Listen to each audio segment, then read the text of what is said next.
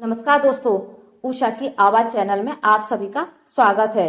हमारी आज की कहानी है ये कैसी किस्मत है। महेश अपनी पत्नी और 2 बेटों के साथ शहर से दूर गांव में रहता था। उसकी आर्थिक हालत कुछ अच्छी नहीं थी। रोज मजदूरी करने शहर जाता और उसे जो कुछ धन प्राप्त होता उससे उसकी जीविका चल रही थी। परंतु वह अपने बच्चों को अच्छी शिक्षा देकर इस गरीबी के दलदल से बाहर निकलना चाहता था। इसके लिए वह रात दिन मेहनत मजदूरी करता। उसकी पत्नी भी गांव के मुखिया के घर में झाड़ू पोंछा बर्तन का काम करती थी।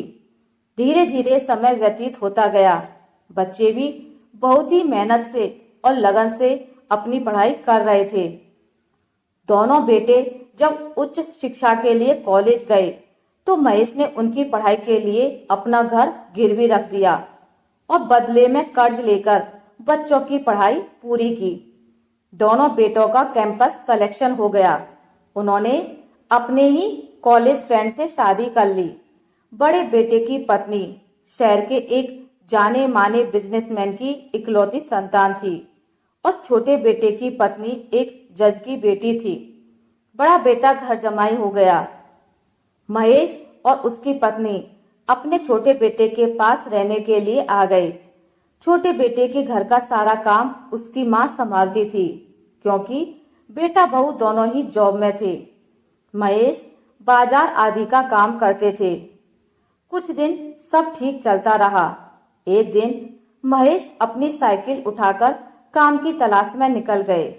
उनकी बहू को यह बात पसंद नहीं आई और अपने ससुर से बोली कि पिताजी, आप इस तरह से मजदूरी करोगे तो समाज में हमारी क्या इज्जत रहेगी। महेश ने कहा कि मुझे अपनी दवाई या मेरी पत्नी की जरूरत के लिए पैसे चाहिए होते हैं, उसके लिए मैं किसके आगे हाथ फैलाऊंगा। इसी बात पर बहुत बहस हुई। बहू ने कहा, खुद की तो कोई इज्जत है नहीं और हमारी इज्जत भी खराब कर रहे हैं। अगले दिन वह जब साइकिल लेकर घर से निकले तो उनकी टक्कर एक ऑटो से हो गई और महेश के सिर में चोट लग गई, जिससे उनकी याददाश्त चली गई और पैर में गंभीर चोट लग गई। महेश उनके घर का सारा काम कर रहे थे, तब तक उन्हें रोटी मिल रही थी। अब उनके बेटे बहू को उनका यहाँ रहना अखरने लगा। एक दिन बहू अपने पति से कह रही थी कि पिताजी किसी काम के तो है नहीं, क्यों ना इनको वृद्धाश्रम में छोड़ दें और हम लोग इनसे मिलने जाते रहेंगे।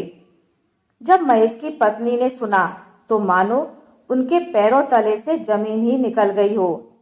अगले दिन जब वह अपने पिताजी को वृद्धाश्रम ले जाने लगे तो महेश की पत्नी भी जाने के लिए तैयार हो गई।